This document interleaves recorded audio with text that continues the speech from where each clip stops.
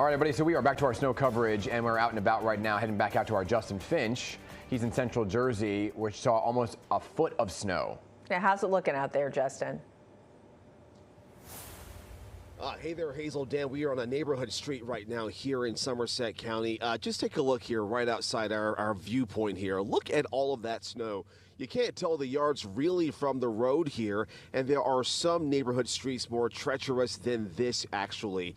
The good news is plows are making a lot of progress on the main roads in and around Somerset County. That means that plows that make their way to neighborhoods like this will have an easier time getting there, and over time, all of these roads will be passable. But if you think about it, typically this would be the morning rush, people leaving for work and for school, and we are seeing hardly anyone out on the roads this morning so far, just plows and essential workers, and that is just what they want here in New Jersey.